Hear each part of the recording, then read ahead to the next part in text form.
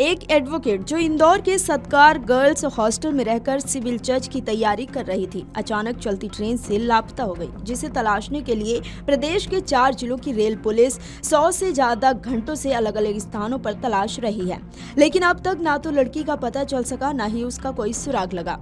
उसके गायब होने की गुत्थी सुलझने के बजाय उलझती दिख रही है। कटनी जिले के मंगल नगर इलाके की रहने वाली 28 वर्षीय अर्चना तिवारी, जो शुरू से ही होनहार और पढ़ाई में बेहद आगे थी। अर्चना ने LLB कटनी तो LLM की पढ़ाई जबलपुर में रहकर पूरी की।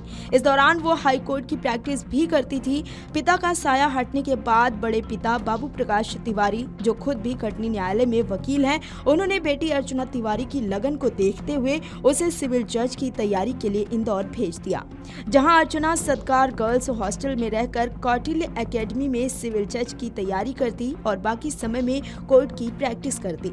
पिछले 8 महीने से वो इंदौर में रहकर सिविल जज की तैयारी के लिए कोचिंग कर रही थी। बता दें कि अर्चना तिवारी का नाम चर्चा में उनके लापता होने के बाद आया। उनका रहस्यमयी तरीके से चलती ट्रेन से लापता हो जाना हर किसी को परेशान कर रहा है। कभी परिजन भोपाल में, कभी इटारसी तो कभी नर्मदापुरम और कभी कटनी के चक्कर लगा रहे हैं। दरअसल मामला ये था कि रक्षाबंधन के त्योहार को लेकर अर्चना 7 अगस्त को ट्रेन क्रमांक 18233 इंदौर बिलासपुर ट्रेन से कटनी जाने का रिजर्वेशन करवाया था। उसके बाद एक बैग और झोले में कुछ जरूरी सामान सहित अपने भाइयों के लिए राखी लेकर ट्रेन में सवार हुई, पर कटनी नहीं पहुंची। उसका बैग ट्रेन में ही मिला, पर वो नहीं मिले। उसका इस तरह गायब होना ही चर्चा का बिंदु बन गया। परिजन बता दें कि 7 अगस्त को अर्चना के ट्रेन में बैठने से लेकर भोपाल पहुंचने तक करीब 2 से 3 बार मोबाइल फोन में बात हुई। वहीं जब ट्रेन कटनी साउथ स्टेशन पहुंची तो बेटी अर्चना नहीं मिली। कॉल किया तो फोन बंद आ रहा था। मन की घबराहट के साथ भाई तत्काल स्टेशन पहुंचा, लेकिन ट्रेन में नहीं मिले और गाड़ी चल दी। परिजनों को पहले लगा कि मोबाइल कहीं चोरी तो नहीं हो गया, बेटी अर्चना की नींद तो नहीं लग गई।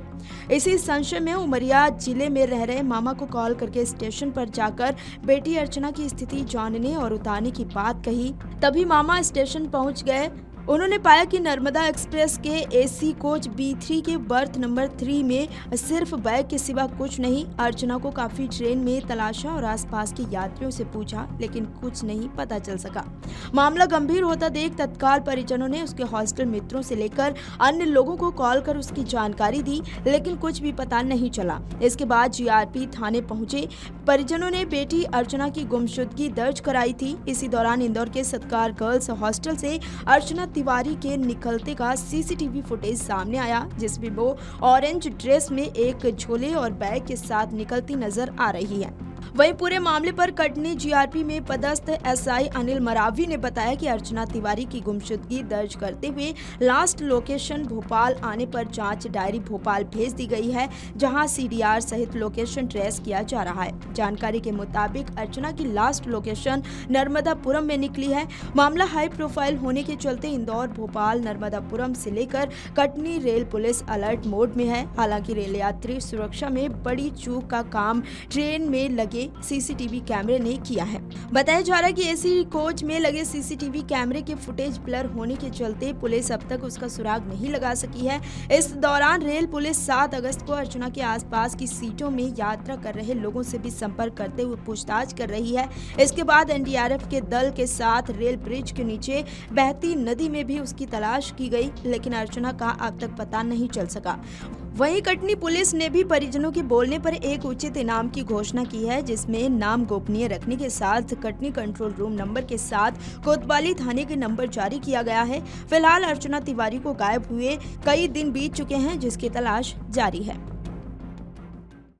अगर आप ये वीडियो YouTube पर देख रहे हैं तो हमारे चैनल को सब्सक्राइब कर बेल आइकन दबाएं और Facebook पर देख रहे हैं तो हमारे पेज को लाइक करें।